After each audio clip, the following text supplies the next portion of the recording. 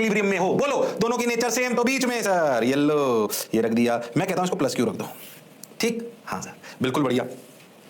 अब मैं आपसे बोलूं कि अपन इस प्लस क्यू को थोड़ा सा हिला लें ऐसे ऐसे, ये तो प्लस क्यू जो बीच में रखा है वो है तो इक्विलिब्रियम में। हाँ सर बिल्कुल है इक्विलिब्रियम में, ये तो बात हम सब जानते हैं। बाकी दोनों चार्जेस फिक्स्ड हैं।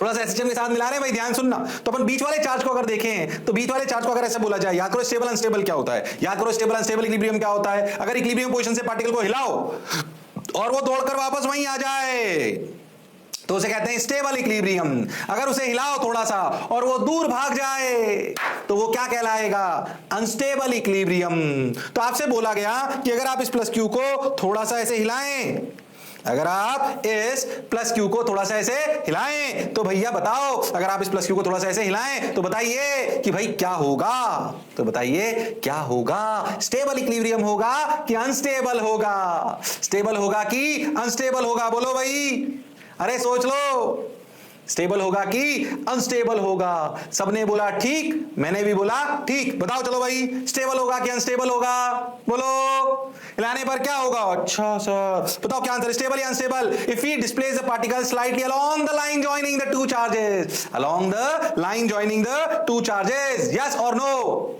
अरे यस और नो, अरे बोलो भाई, हाँ सर, बात तो आपकी बिल्कुल सही है सर, जोरदार है sir, okay sir, got your point sir, बात समझ आई सर, मजा भी आया सर, चलो रे भाई सर, ठीक भाई। Plus Q plus Q plus Q plus Q plus Q, अब क्या करें, अब क्या करें, अब क्या करें, अब क्या करें, देखो रे भाई, वाह रे भाई, मजा आया रे भाई, आइए भाई, ठीक भाई, अच्छा ये हो गया, ये हो गया, ये हो गया, ये हो गया, ये हो गया, अब देख, हाँ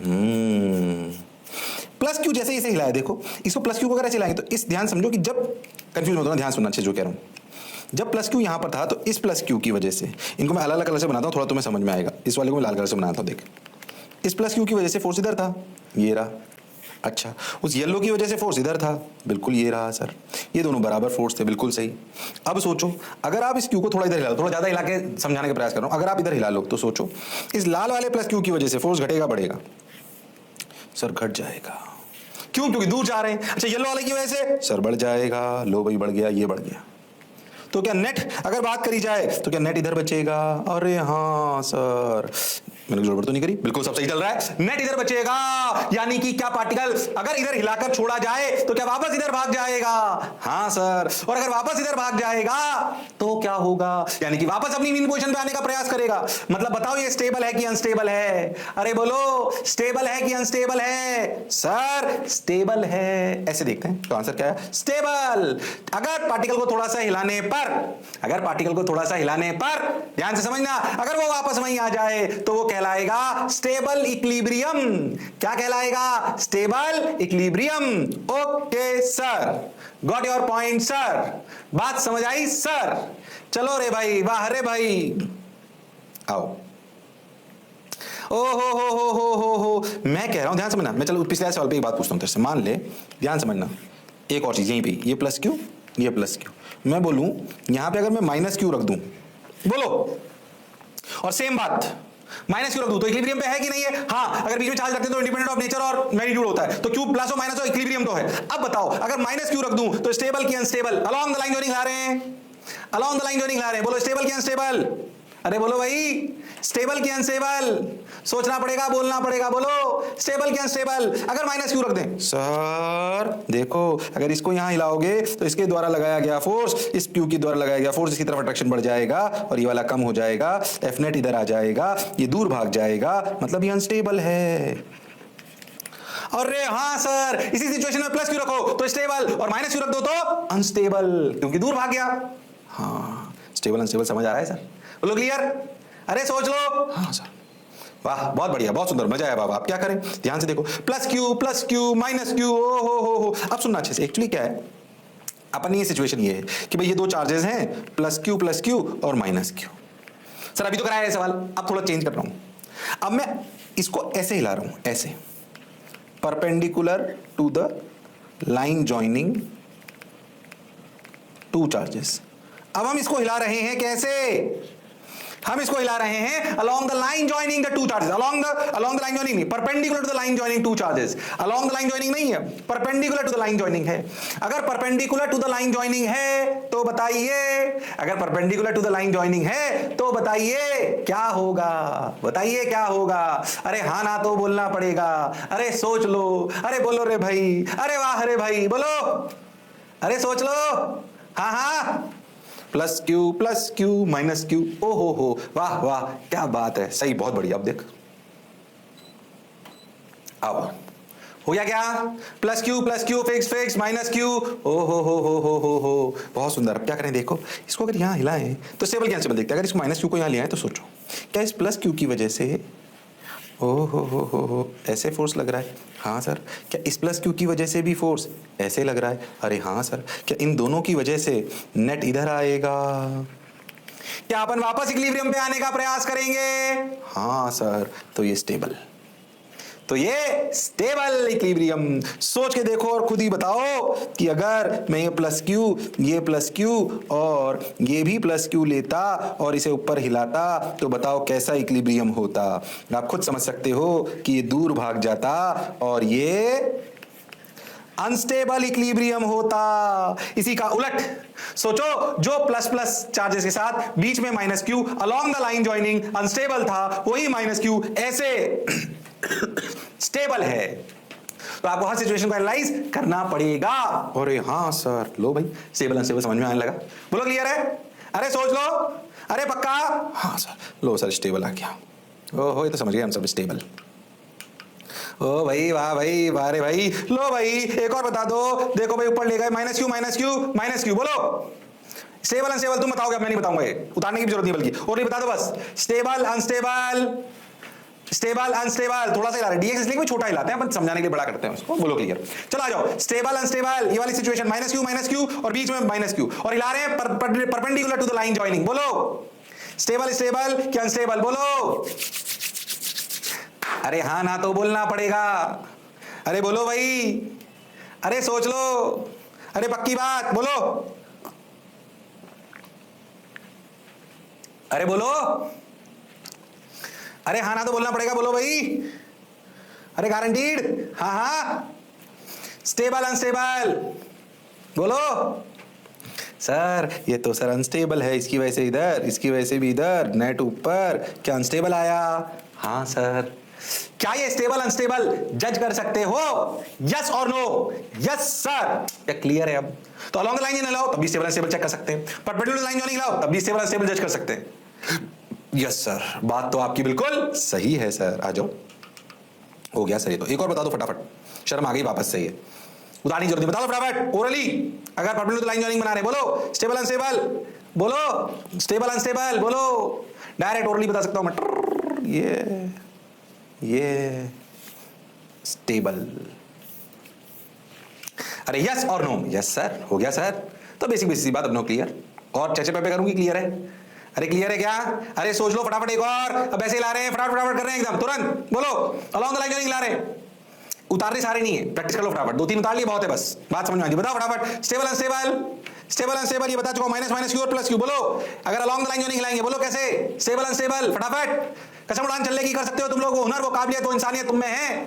अरे हाँ हाँ, अरे बोलो भाई, minus Q plus Q, okay, बोलो रे भाई, वाह रे भाई। ये सर ये वाला फोर्स है ना सर, इसके पास वाला बढ़ जाएगा, ये घट जाएगा सर, नेट इधर बच जाएगा सर। सर ये तो अनस्टेबल होगा सर। अरे यस और नो? हाँ, जो पढ़ा जो समझा बिल्कुल सही है। बोलो क्लियर है क्या? हाँ सर, बहुत बढ़िया। ओहो, अब तो समझो, जब भी स्टेबल अनस्टेबल इक्विलिब्रियम की बात आती है, याद करो जब अपन एसएचएम पढ़ते हैं, क्या पढ़ते हैं? एसएचएम। हाँ सर, तो याद करो एसएचएम कैसा इक्विलिब्रियम होता है? स्टेबल। और उसकी इक्वेशन होती है F बराबर माइनस के एक्स। मैंने तुम्हें पढ़ने के लिए बोला भी था थोड़ा सा, 2 पाई, इसे टाइम पर होता है 2 pi under root m by K. ये एसएचएम कांस्टेंट है। हाँ सर, ये बात हम जानते हैं। तो टाइम पीरियड t बराबर 2 pi under root m by K होता है x, displacement from mean position,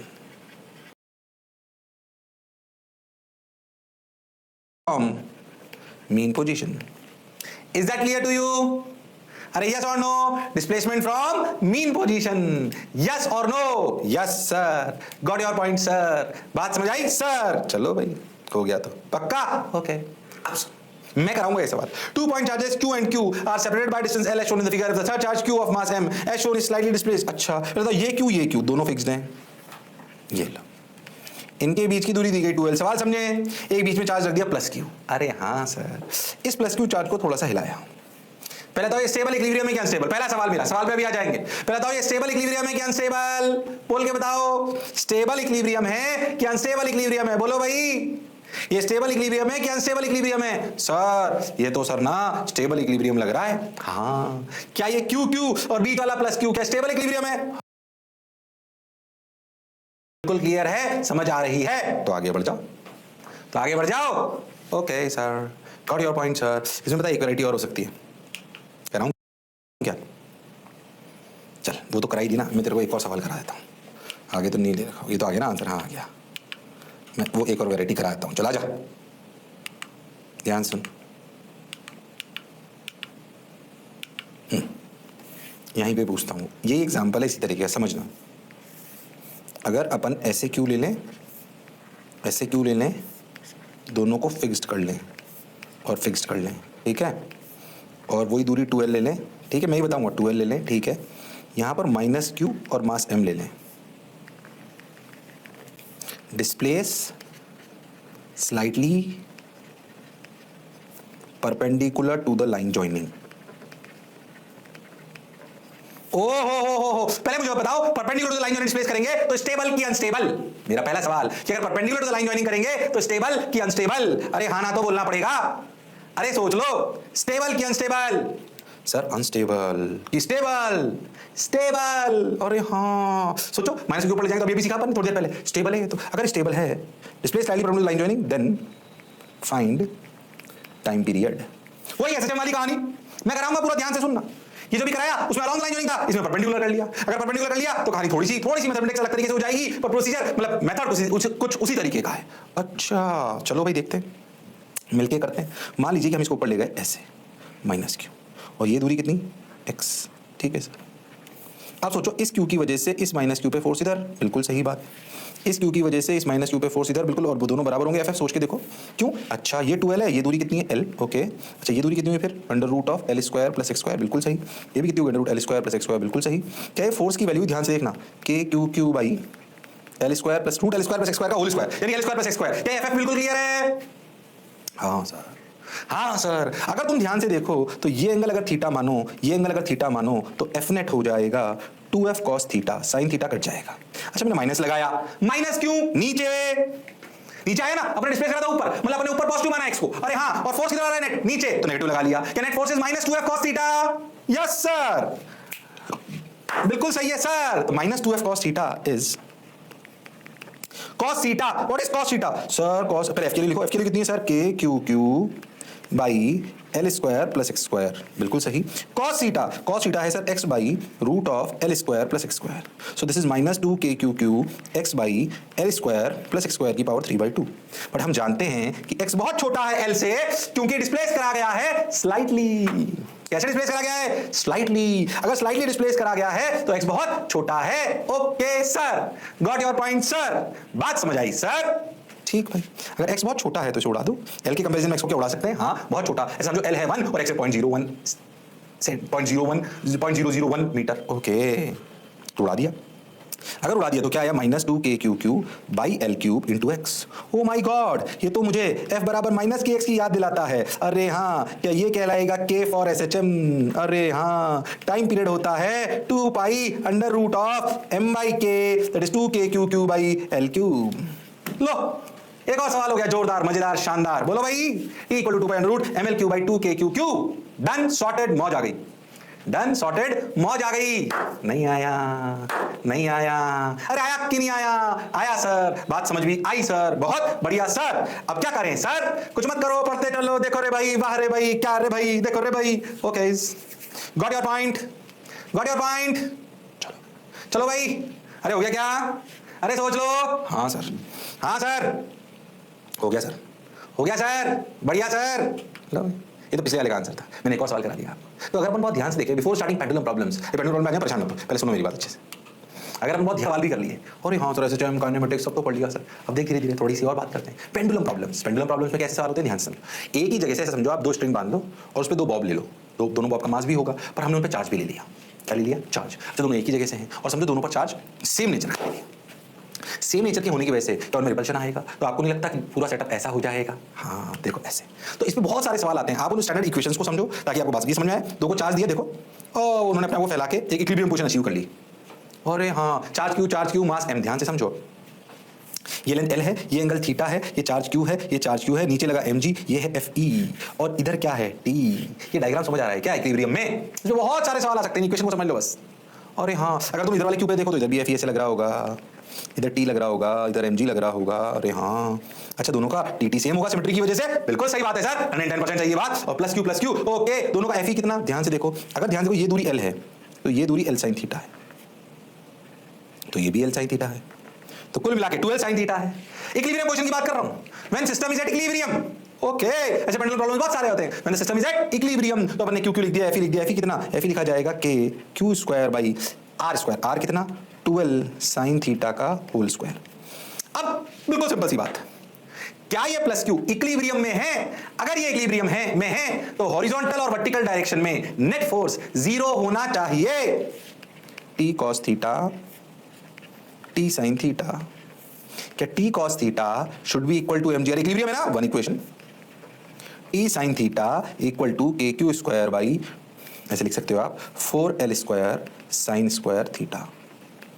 अरे हाँ sir 4L square sine square theta, दो इक्वेशन।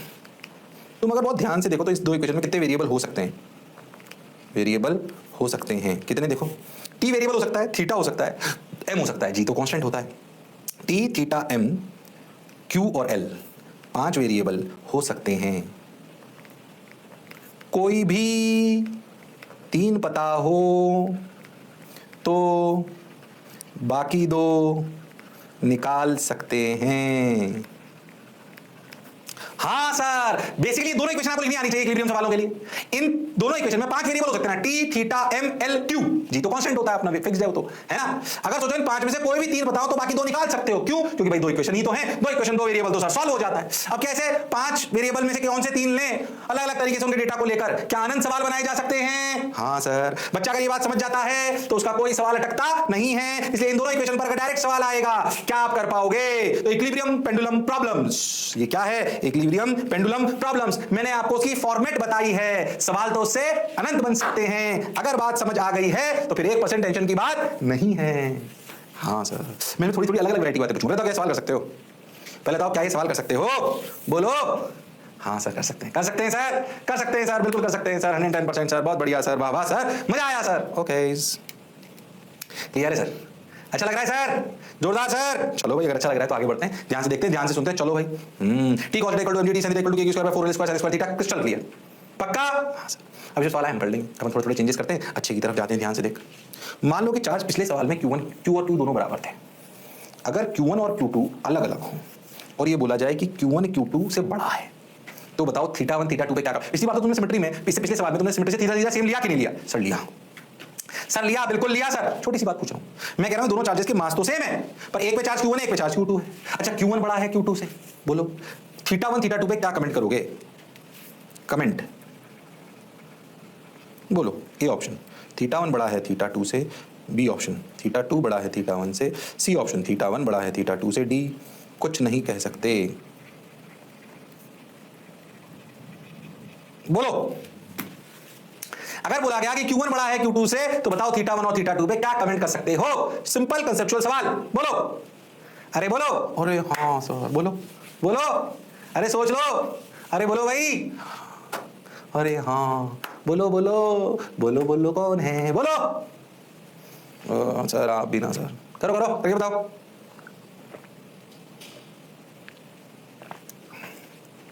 अरे करके बताओ भाई। अच्छा सर ये FEMG है T, ठीक, ये FEMG है T, ये FEMG है T, ठीक। तुम ध्यान दो तो FE है कितना? मान लो कि ये दूरी R है, FE है कितना? FE लिख लेते हैं K Q1 Q2 by R square. इधर भी FE उतना ही है, FE तो K Q1 Q2 by R square ही होता है। तो दोनों पे लगने वाला FE सेम है कि अलग? सेम। दोनों पे लगने वाला mg सेम है कि अलग? अलग। दोनों इक्विलिब्रियम है, बिल्कुल सही, तो दोनों पे लगने वाला T भी सेम। ऐसा हो ही नहीं सकता। तीसरा, अगर दोनों इक्विलिब्रियम पे एक पार्टिकल, दो पार्टिकल्स पर दो फोर्सेस सेम है और दोनों इक्विलिब्रियम में, तो तीसरा भी सेम होना पड़ेगा। अरे हाँ, यानी कि दोनों पे टी भी सेम। अच्छा, अगर टी भी सेम तो लॉजिकल है भैया, θ1 और θ2 भी सेम। अरे हाँ सर, अलग अलग कैसे हो सकते हैं? Q1 Q2 अलग अलग हैं, पर Q1 द्वारा लगाया गया Q2 पे फोर्स और Q2 द्वारा लगाया गया Q1 पे फोर्स वो तो सेम है, K Q1 Q2 by R square. यानी कि θ1 बराबर θ2, θ1 बराबर θ2। मैं फिर कह रहा हूं, इलेक्ट्रोस्टैटिक्स नहीं है ये K Q1 Q2 by R square. कोई अपन नया चैप्टर नहीं पढ़ रहे हैं, बेसिक पुराने ज्ञान अपने को बेसिक आना चाहिए। डरो मत, आ जाएगा, नहीं आता है तो धीरे धीरे समय लगेगा, पर इसमें पहला जो मैं बोला चमका। अरे सोच लो, इलेक्ट्रोस्टैटिक 1, जिसको मैंने इलेक्ट्रोस्टैटिक को दो हिस्से में तोड़ा होता है, तो इलेक्ट्रोस्टैटिक 1 में मैकेनिक्स थोड़ी घुसती है, इलेक्ट्रोस्टैटिक 2 में प्योर कॉन्सेप्ट्स, वहां पे 11th नहीं जुड़ेगी, पर यहां तो जुड़ेगी, इसलिए बेसिक याद है। फिर डरो मत, बार बार फिर कह रहा हूं, या तो रिवाइज करो या जब पढ़ते जाओ और लगे कि मुझे नहीं आता है तो उसको पढ़ लो तुरंत उसी समय, उसी लेक्चर के बाद, थोड़ी मेहनत ज्यादा करनी पड़ेगी भाई। हाँ, चलो आ गया θ1 बराबर θ2। सबने बोला ठीक, मैंने भी बोला ठीक। Okay sir, got your point sir. अब क्या करें सर? कुछ मत करो, बढ़ते चलो, देखो रे भाई, सुनो रे भाई, वाह रे भाई, ठीक है, बहुत बढ़िया, बहुत सुंदर, बहुत मजा आया, वाह वाह। देखो भाई, हाँ, θ1 बराबर θ2। अच्छा, मैं थोड़ी सिचुएशन चेंज करूं, देखो अगली, हाँ थोड़ी चेंज करता हूं, खुद प्रेडिक्ट करना। अगली सिचुएशन क्या है भाई? देखो क्यू सेम है, एम अलग है, तुम बताओ, कमेंट करो, डायग्राम बाद में आएगा, बताओ। M1 M2 क्यू सेम है, क्यू सेम पिछले वाले, अब M1 बड़ा M2 से, कमेंट वही A, θ1 greater than θ2 B, θ2 greater than θ1 C, θ1 बराबर θ2 D, कुछ नहीं कह सकते, KNKS, कुछ नहीं कह सकते। ओ हो, बोलो, तुम्हें सोचना है। अब मैंने चार्ज की जगह मासेस को डिफरेंट लिया है और M1 बड़ा है किससे? M2 से। M1 बड़ा है किससे? M2 से। अरे हाँ सर, बात तो आपकी सही है सर, आ जाओ। देखो भाई, ओ हो, अब M1G M2G सेम है कि अलग है? अलग है। तुम बहुत ध्यान से देखो, अगर मास सेम होता तो थीटा सेम होता है, ऐसा फील करो थोड़ा सा, है ना? अब सोचो मैं इस वाले हाथ के मास को बढ़ा दूं, ये थोड़ा नीचे जाएगा और ये थोड़ा ऊपर।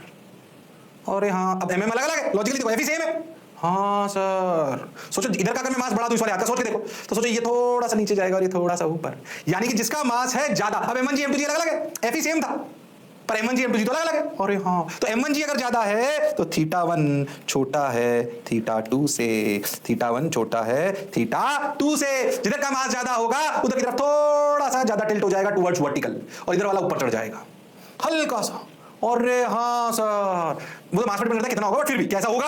हाँ। पहले दोनों का मास बराबर महसूस करो, ऐसा दोनों, ऐसा जो M1 M2 बराबर है। अब सोचो M1 वाले मास पे थोड़ा सा और रख दो, इमेजिन करो, तो सोचो क्या होगा? क्या ये वाला थोड़ा नीचे जाएगा और M2 वाला अपने आप ऊपर चला जाएगा।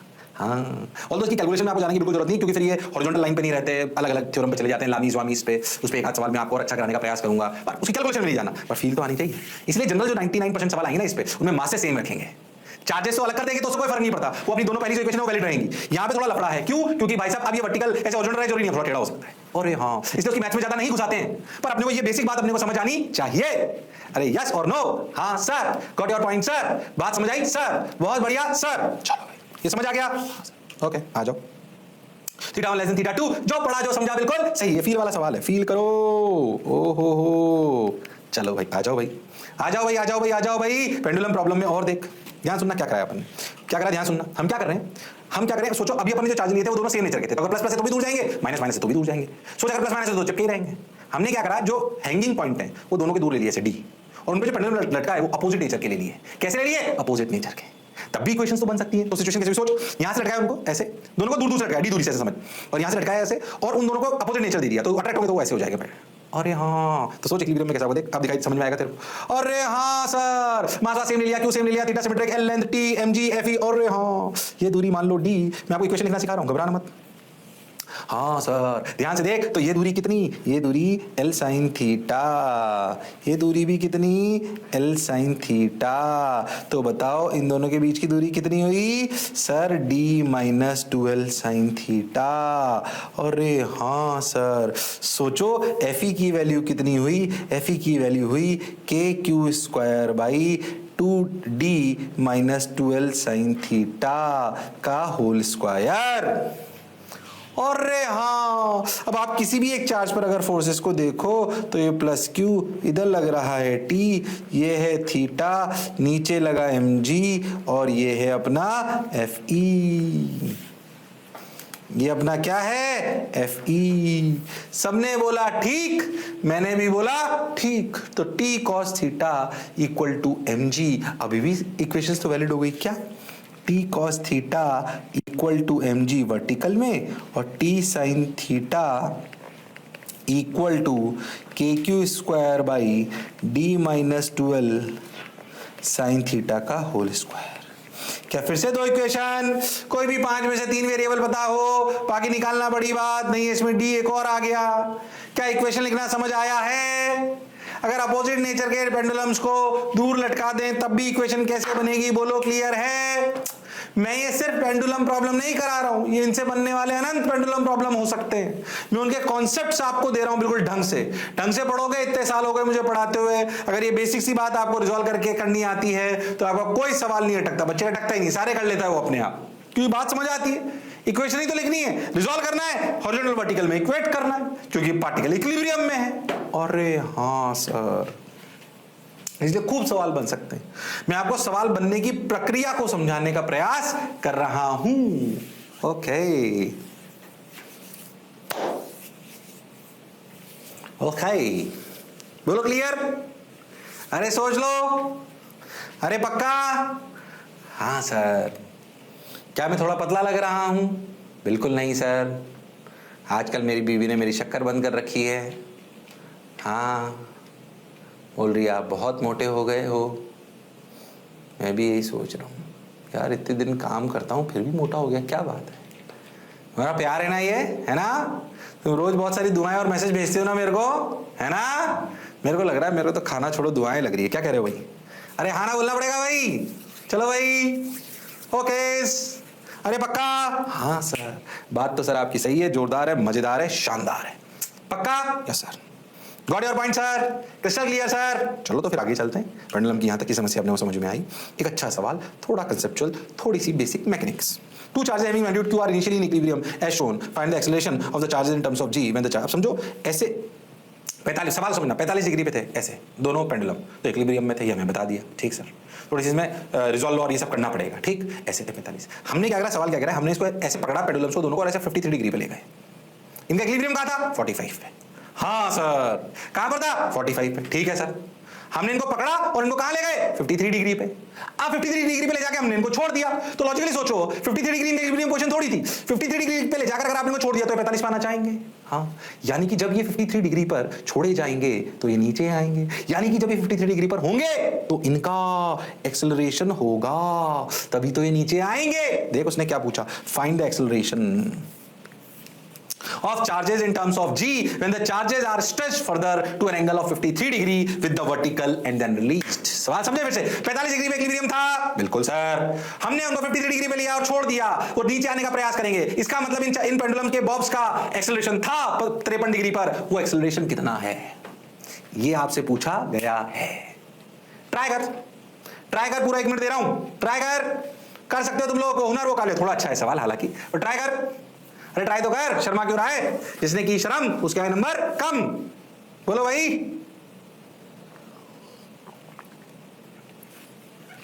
अरे सोचो रे भाई। अरे हाँ, अरे बोलो भाई। नहीं, बोलो बोल सकते हो तुम लोग। वो हुनर, वो काबिलियत, वो इंसानियत तुम में है। मेरी तरफ ध्यान मत दो, 1 मिनट दे दिया मैंने। करो पक्के से। तुम ध्यान देखो, अब 2-3 लेक्चर से सिर्फ k₁r² ही चल रहा है। उसके साथ पुराने आगे पीछे के सारे कॉन्सेप्ट जोड़ते जा रहे हैं, यही तो कर रहे हैं। इसमें इलेक्ट्रोस्टैटिक्स क्या है, k₁r² एक फॉर्मूला है बस, उसके आगे पीछे जोड़े जा रहे हैं, यही करते रहेंगे अपन। इसमें यही है मेनली तो। हाँ, फोर्स पे रिसर्च करते जा रहे हैं, कभी एक्सेलरेशन, कभी उसके कंपोनेंट, कभी वो फ्रिक्शन के साथ, कभी वो एसएम के साथ, यही तो कर रहे हैं। फॉर्मूला तो बस k₁r² था, कूलम्स लॉ। और हाँ सर, खैर कोई बात नहीं, आगे बढ़ो। अरे बताओ, अरे सोच लो, भटको मत, सवाल ट्राई करो। मास्टर का काम है भटकाना, तुम्हारा काम है सवाल करना। बोलो भाई। Oh my God. होड़े जब जुल्फे तेरी, होड़े जब जुल्फे तेरी। कितने लोग नहा के आए हैं? फिर भटक गए कई लोग। चलो भाई, कॉन्सेंट्रेट। मैं बताऊं, चलो आ जाओ। ओके आओ, रुक जाइए।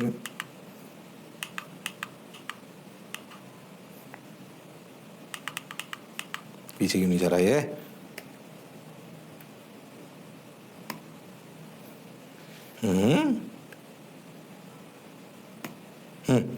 फिर ऊपर चल गए, गजब बदमाश है। रुक जाओ एक मिनट, यहां लाता हूं। पहले जब ये 45 डिग्री पर है तो इक्वेशन बैलेंस है। बैलेंस की इक्वेशन लिख लेते हैं, ध्यान से देखो। ये 45, ये 45, बिल्कुल सही सर। अच्छा, अगर ध्यान से देखो तो ये L/√2, ये भी L/√2, तो ये √2L, बिल्कुल सही बात सर। 45 45 90 हो गया ना, और दो साइड LL हो गई, तो भैया ये √2L हो गया, बिल्कुल सही। अगर अपन FE की बात करें इस इंस्टेंट पे, तो KQ² √2L यानी कि 2L², mg है, ये है कि T cos 45 equal to mg and के T sin 45 equal to KQ²/2L²। इन दोनों से पता पड़ा कि mg बराबर KQ²/2L²। ये इक्वेशन याद रखें। ये रिलेशन हमने निकाल लिया KQ²/2L² ये भाई mg, जब ये इक्विलिब्रियम में था, जब ये इक्विलिब्रियम में था, इसमें हमें कोई समस्या नहीं है। mg equal to KQ²/2L²। सबने बोला ठीक, मैंने भी बोला ठीक, बहुत बढ़िया साहब, बहुत सुंदर, बहुत मजा आया, वाह वाह। अब क्या करें, आगे बढ़ो, बढ़ते चलो, सुनते चलो, देखो रे भाई, वाह रे भाई, आओ। तो mg बराबर KQ²/2L²। ठीक है सर, ठीक है सर, आ जाओ तो फिर, ठीक है तो आ जाओ। अब हम इसको 53 डिग्री पे ले गए, ये 53 डिग्री। अब सुने, ध्यान से सुनना। जब आप 53 डिग्री पर आए तो आप ध्यान से देखो, आपने थोड़ा बहुत भी अगर सर्कुलर पढ़ा है और आपने सुना है तो हम जानते हैं कि उसके दो एक्सलेशन होते हैं, AT और AR। अरे हाँ, जब भी कोई पार्टिकल पेंडुलम हो या सर्कुलर के पाथ ले रहा हो आर्क, तो उसके दो एक्सलेशन लेने चाहिए, AT और AR। परपेंडिकुलर हॉरिजॉन्टल नहीं लेते हैं, ये जानते हैं अपन, AT और AR। अच्छा, AR क्या होता है? AR होता है सर V²/R। अच्छा, इस इंस्टेंट पे R तो मतलब V तो 0 है, क्यों? क्योंकि रिलीज्ड है। V इक्वल टू 0 क्यों? क्योंकि because released, therefore AR equal to 0। AR याद करो, सेंट्रीपिटल एक्सेलरेशन V²/R, वो तो 0 है, क्यों? रिलीज करा है, तो भैया V तो 0 है, तो ये 0 है। तो AT बच रहा होगा, तभी तो ये नीचे आ रहा होगा। अरे हाँ सर, अब ध्यान से देखो, इस Q को बहुत अच्छे से देखना, इस Q को, इस Q पर ध्यान समझो, ऐसे +Q लिखो, और ये अपना एंगल ऐसे T, और ये अपना एंगल 53। सही कर रहा हूं ना? अरे हाँ, इधर अपना लग रहा है mg और इधर अपना लग रहा है fe। क्या मैं सही बोल रहा हूं? हाँ बिल्कुल सही। हाँ, अब ध्यान देना, पहली बात fe कितना है? अच्छा, ये दूरी कितनी? ये दूरी है L sin 53। sin 53 के लिए 4L/5, ये भी हो गया 4L/5। सही बोल रहा हूं ना? L sin 53 के लिए 4/5, तो 4L/5, 4L/5 तो 8L/5। तो fe की वैल्यू कितनी हो गई देखो इस इंस्टेंट पर? KQ²/8L/5 का होल स्क्वायर, यानी कि 25 KQ²/64L²। अरे हाँ सर, बात तो सर आपकी सही है। अच्छा, इक्विलिब्रियम रिलेशन आपने पीछे लिखा था अभी, देखो ये वाला, अरे ये बार बार गायब क्यों जाता है? ये वाला रिलेशन देखो, ये वाला, ये mg इक्वल टू KQ²/2L²। अरे हाँ sir, mg equal to KQ²/2L², यानी कि ध्यान से देखो तो KQ²/L² की वैल्यू 2mg है। तो क्यों ना FE को इसमें कन्वर्ट कर दें, क्योंकि हमें आंसर जी में चाहिए। तो हमने लिखा 25/64 इंटू 2mg। तूने इसको मार दिया 25 mg/32। ये FE आ गया भाई, ये क्या आ गया? FE। अरे हाँ सर, बात तो आपकी बिल्कुल ठीक है, बढ़िया है, जोरदार है, मजेदार है। सही सर, सही है सर, बढ़िया सर। अब क्या करें सर? सुनते चलो, देखो भाई। अच्छा, तुम यहां ध्यान देना, ये तो इक्विलिब्रियम रिलेशन हो गया। क्या T cos 53 equal to mg and क्या T sin 53 equal to FE? ये गलत है, ये गलत है। बताओ क्यों? वर्टिकल और हॉरिजॉन्टल में इक्वेशन बैलेंस क्यों नहीं कर सकते? क्यों? क्योंकि भैया बॉडी इक्विलिब्रियम में नहीं है, उसका A टेंजेंशियल एक्सेलरेशन है। ये गलत क्यों है इक्वेशन? सर पहले तो आप लिख रहे थे, क्योंकि भैया पहले पेंडुलम इक्विलिब्रियम में थे, अब नहीं लिख सकते इनको, इसलिए फोर्सेस को रिजॉल्व अलोंग द टेंजेंट ही करेंगे। याद करो, सर्कुलर में अगर मेरे से पढ़े हो या कहीं पे भी ध्यान से सुना है तो ध्यान से समझो कि भैया अगर सर्कल कर रहे हो तो अलोंग द रेडियस और परपेंडिकुलर टू द रेडियस ही रिजॉल्व करना चाहिए। अरे हाँ सर, अभी तक क्यों नहीं कर रहे थे भाई? इक्विलिब्रियम था, कैसे भी कर लो फर्क नहीं पड़ता, पर अब अगर सर्कुलर पढ़ रहे हो और ये टेंजेंशियल एक्सेलरेशन है तो भाई ऐसे नहीं लिख सकते, क्योंकि बॉडी इक्विलिब्रियम में नहीं है। तो भाई इसको रिजॉल्व ऐसे करेंगे। कैसे करेंगे? देखिए लो भाई, ये ऐसे, ये इसका एक्सेलरेशन डायग्राम, हो, और ये इसका ऐसे डायग्राम। देखो भाई ऐसे रिजॉल्व करेंगे। लो भाई, अब देखो ये 53 तो ये भी 53, बिल्कुल सही सर, बिल्कुल सही चल रहा है। ये 53 तो ये भी 53, सही कर रहा हूं क्या? बिल्कुल सही सर। अब देखो अलोंग द टेंजेंट रिजॉल्व करो, टी को भूल जाओ, टी से कुछ नहीं आने वाला, टी पूछेगा तो निकाल देंगे, वो अलग बात है, हमें जरूरत ही नहीं। ध्यान से देखो, क्या एफ ई का इधर कंपोनेंट, इधर देखो, क्या एफ ई का इधर कंपोनेंट एफ ई कॉस 53 और एम जी का इधर कंपोनेंट क्या एम जी साइन 53। अरे हाँ सर, अब देख एफ ई कॉस 53 कितना है? 25 mg बाई 32, cos 53 इज 3/5, 5 ने 5 को मार दिया तो 15 mg बाई 32। अरे हाँ, 3 5 से 15 बिल्कुल सही चल रहा है सर, 3/5, 5 ने 5 को मार दिया, 3 5 से 15 mg बाई 32। अच्छा, mg साइन 53 कितना है? देखो mg sine 53 is approximately, mg sine 53 is approximately, sine 53 लिख दी होती है 4 mg बाई 5। अरे हाँ सर, तो ये 0.8 mg हो गया। अरे हाँ, और 15/32, ध्यान से देख, 15/2, 0.5 से थोड़ा सा कम होगा mg sine 53 minus F E cos 53 upon m। अरे हाँ सर, टेंजेंशियल एक्सेलरेशन क्या होगा? Net force along across tangent upon mass. अरे हाँ, अब तो खुद बता इसमें इलेक्ट्रोस्टैटिक्स क्या है भाई? के क्यों टू बाई स्क्वायर तो एक फोर्स था बस, बाकी तो आपको तो बेसिक थोड़ा सा सर्कल, थोड़ा सा रिजॉल्व करना, बेसिक ATAR आपको पता होना चाहिए, बिल्कुल बेसिक। फिर मैं कह रहा हूं ऐसे मत सोचो सर टफ आएगा, बहुत टफ मैकेनिक्स इन्वॉल्व नहीं हो रही है, बहुत बेसिक सी होती है, पर आपको इनको दोनों को बेसिक को मर्ज करना आना चाहिए। Yes sir, got your point sir, बात समझ आई सर? ठीक, तो mg sine 53 minus F E cos 53 by m। ओ हो, अब देख सॉल्व कर लेते हैं, देखते हैं आंसर मैच करता है क्या। ए टेंजेंशियल ये आया 4 mg बाई 5 और ये आया 15 mg बाई 32 बाई m, तो m ने m को मार दिया, g कॉमन आ गया, ठीक है। बोलो चमका, अरे हाँ ना बोलो भाई, अरे सोच लो। हाँ सर, बिल्कुल सही है सर, बहुत बढ़िया सर, वाह वाह सर, ये कहाँ गए? देखो भाई, लो भाई, हाँ बोलो क्लियर, सोच लो। Yes sir, got your point sir, बात समझ आई सर, बहुत बढ़िया सर। तो 53g बाई 160 आंसर आ गया, बढ़िया सवाल हो गया। और आगे चलते हैं, लो भाई, और देखो पेंडुलम का अच्छा सवाल था।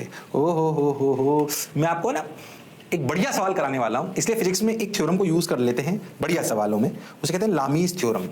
वैसे लामीज थ्योरम का प्रूफ आप वेक्टर में कर सकते हो, जैसे अगर तुम याद करो तो ऐसे लिखते थे अपन, क्या करते थे बताता हूँ। जैसे ये अपन से बोलते हैं ना ए वेक्टर फिर बी वेक्टर को अगर जोड़ो तो ये होता है सी वेक्टर। अरे हाँ सर, अपन ऐसे करते थे ना, ए वेक्टर बी वेक्टर और सी वेक्टर। यस सर, याद है वेक्टर में ऐसे जोड़ते थे। अब लामीज थ्योरम में क्या बोला गया उसे ध्यान से समझें कि अगर किसी बॉडी पर, कोई भी बॉडी, उस पर अगर 3 फोर्स लग रहे हैं, प्रूफ छोड़ो तुम याद रखो इसको, वैसे मैं प्रूफ भी बता सकता हूँ बट कोई मतलब नहीं है, ऐसे 3 फोर्स लग रहे हैं and F1 vector plus F2 vector plus F3 vector is equals to 0 means body is in equilibrium. हमारे फिजिक्स में कई बार ऐसे सवाल आएंगे, जैसे पेंडुलम में तुम्हें दिख रहा है, क्यों मैं पेंडुलम ले रहा हूं? पेंडुलम में ऐसा है, कई बार ऐसे सवाल आएंगे जिनमें बॉडी पर 3 फोर्स लग रहे होंगे और बॉडी इक्विलिब्रियम में होगी। ध्यान सुनना, 2 कंडीशन सेटिस्फाई होनी चाहिए। बॉडी पे कितने force? 3। Lami's theorem is a theorem for 3 forces, क्योंकि वो वेक्टर लॉ से डिफाइन होती है ऐसे। अच्छा, तो 3 फोर्सेस हैं और उन तीनों का समेशन अगर 0 है, क्योंकि अगर समेशन 0 है ना तो F1 plus F2 plus F3 ध्यान से समझ, तो तेरे को ऐसे समझ में आएगा कि अगर मैं इसको ऐसे लिखते ना A vector plus B vector equal to C vector, ऐसे लिखते ना अपन, सोच तू इसको ऐसे लिख, A vector plus B vector minus C vector equal to 0। अब सोचो, इस ए को मान लो f1 वेक्टर, इस बी को मान लो f2 वेक्टर और माइनस सी को मान लो पूरे को f3 वेक्टर। तो सोच के देखो, क्या ये f1 plus f2 plus f3 तीनों का समेशन 0 हो जाएगा? अरे हाँ, मतलब सोच के देखो कि अगर तुम इसको इससे समझने का प्रयास करो तो तुम्हें एक बात समझ में आएगी कि अगर मैं किसी बॉडी पर ए वेक्टर ऐसे लगाऊं, अरे हाँ, और सोचो बी वेक्टर ऐसे लगाऊं, अरे हाँ, और सोच माइनस सी वेक्टर है ना, माइनस सी वेक्टर बनाना, तो माइनस सी वेक्टर ऐसे लगाऊं, तो इन तीनों का समेशन 0 हो जाएगा। हाँ, तो क्या बॉडी इक्विलिब्रियम में हो जाएगी? हाँ, बात तो सर आप बिल्कुल सही कह रहे हो, जोरदार कह रहे हो, मौज के साथ कह रहे हो। बोलो clear? Yes sir, got your point sir, बात समझ आई सर? अब क्या करें, ध्यान से देख, सही लग रहा है सर, बढ़िया लग रहा है सर, जोरदार सर। खैर, अगर ऐसा है, ये तुमने फील कराया, अगर ऐसा है देन वी कैन से, क्या से, क्या लॉ है या थ्योरी है, समझें। ये F1 है, F2 और F3 के बीच का जो एंगल है उसे बोलते हैं अल्फा, F1 के अपोजिट। ऐसे F2 के अपोजिट जो है उसे बोलते हैं बीटा, और जो F3 के अपोजिट है उसे बोलते हैं gamma. Gamma is the angle between F2 and F1, which is opposite to F3, and alpha is the angle between F2 and F3, which is opposite to F1, and beta is the angle between F2 and F3, sorry, F1 and F3, which is opposite to F2. Okay. तो theorem कहती है कि अगर किसी body पर 3 force लग रहे हो और बॉडी इक्विलिब्रियम में हो तो ये स्टेटमेंट सही रहता है। क्या स्टेटमेंट? F1 का magnitude upon sine alpha equal to F2 का magnitude upon sine beta equal to F3 का magnitude upon sine gamma is equal to constant. ये बात सही रहती है।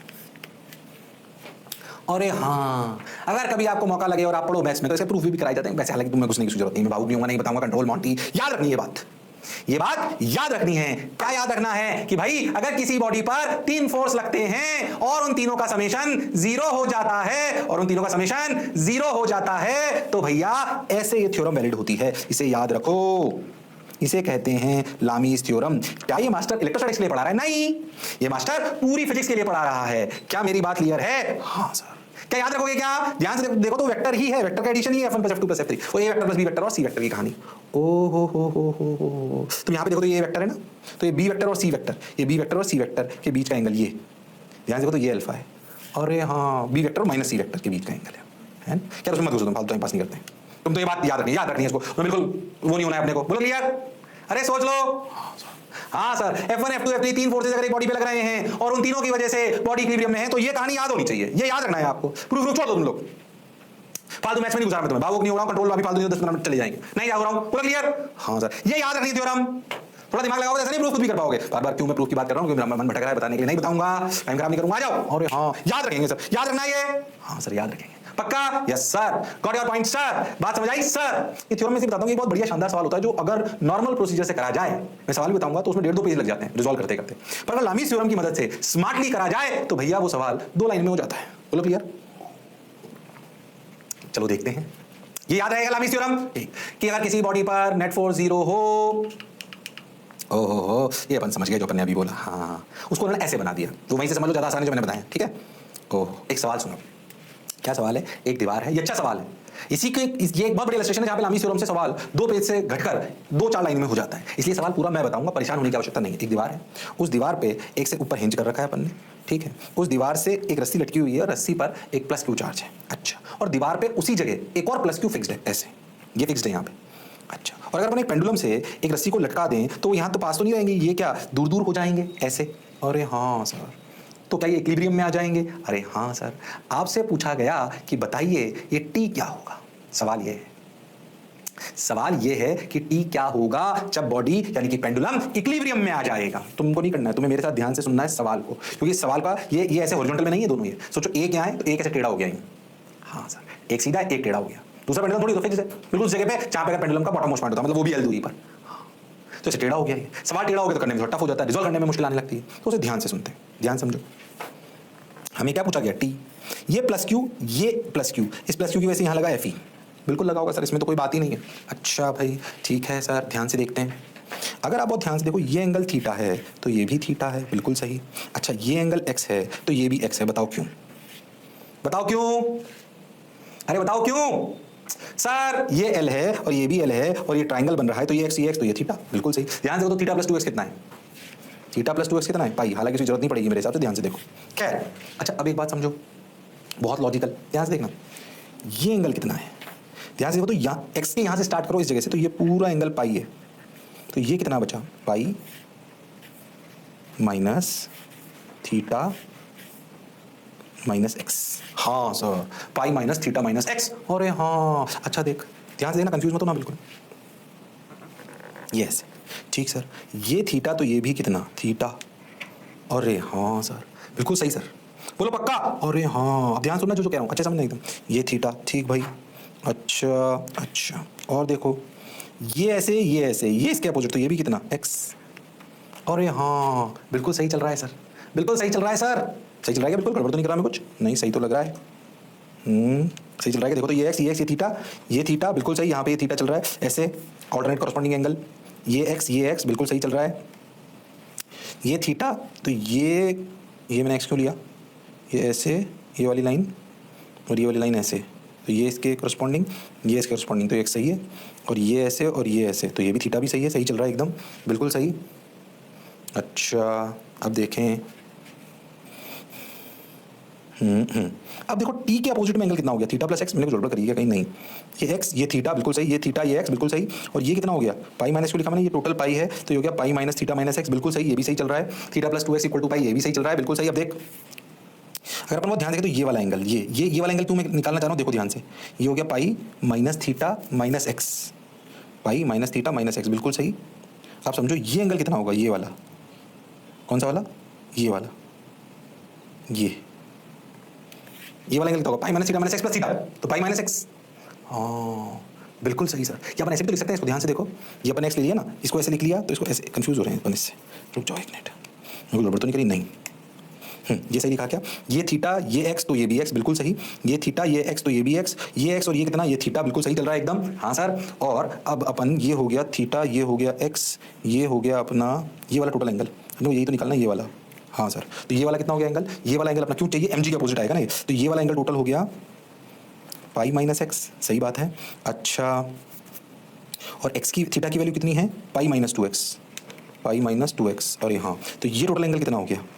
ये एंगल हो गया pi minus 2x plus x, तो पाई माइनस एक्स। और हाँ, मैंने क्यों ऐसा कर रहा हूँ? ध्यान सुनना, ध्यान सुनना, क्यों मैं ऐसा कर रहा हूँ, बात समझ आएगी। थोड़ा सा कंफ्यूजन हटा रहा हूँ, वापस ध्यान सुनना अच्छे से। ये एंगल कितना, छोटे तरीके से ध्यान समझ, ये एंगल कितना? एक्स, तो ये कितना बचा? इसको थीटा की जरूरत नहीं पड़ेगी, तुम ऐसे ही आ जाएगा। इसको देखो पाई माइनस एक्स पूरा। और यहाँ ध्यान से देखो तो एम जी के अपोजिट है। एक बार फिर से बनाता हूँ, ध्यान से देख, ऐसे टी, कंफ्यूज नहीं होना, ये टी, ऐसे एफ ई लामीज लगाएंगे और नीचे लगाया एम जी, एक लाइन में आंसर। ध्यान से देखो, तुम बहुत ध्यान देखो, ये एंगल मैंने पाई माइनस एक्स प्रूव कर दिया, बिल्कुल कर दिया सर आपने प्रूव, बिल्कुल सही चल रहा है सर। अच्छा तुम बहुत ध्यान से देखो, तो इसको और आसानी से बताता हूँ मैं तुमको, देखो एक मिनट रुक जाओ, इसको और आसानी से बताता हूँ बढ़िया तरीके से। देखो ये एक्स है ना, ये ध्यान से देखो तो ये भी एक्स है, alternate corresponding angle.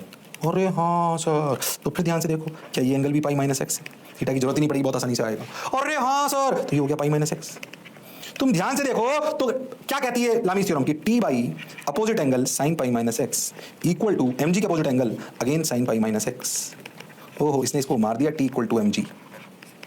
One line solution है, ढंग से देखो तो, पहले थोड़ा सा मैंने कर दिया था, उसको देख ध्यान से, वन लाइन में। अरे हाँ सर, इस सवाल को अगर आप किताबी मेथड से करोगे ना, तो वर्टिकल हॉरिजॉन्टल में रिजॉल्व करके 1.5-2 पन्ने में सॉल्यूशन आएगा। और लामीज थ्योरम इतनी सुंदर है कि उसका एक पेज में, सॉरी एक पेज क्या, 2 लाइन में आंसर दिया गया, एक बेसिक डायग्राम, थोड़ा सा एंगल इधर उधर, और ये। अब इसमें खुद बताओ स्टैटिस्टिक्स क्या है? ये तो बेसिक ज्ञान है ना, इसीलिए पूरी फिजिक्स के लिए सिखाया जा रहा है। अरे हाँ ना तो बोलो। हाँ सर, बात तो समझ आई, डरे तो नहीं? अरे पक्का? अरे crystal clear? Lami's theorem clear हो गई? हाँ सर। कैस्टिग्लियानो प्रिंसिपल क्लियर हो गया? हाँ। कैल्शियम के सवाल समझ आ गए? हाँ। बोलो पक्का? अरे क्लियर है? गड़बड़ तो नहीं करोगे? नहीं सर। चलो तो फिर अगले टर्न पे मिलते हैं इसी जोश और जुनून के साथ। तब तक लड़ते रहिए, पर पढ़ते रहिए, मास्टर की बात सुनते रहिए। सी यू, सायनारा, टेक केयर।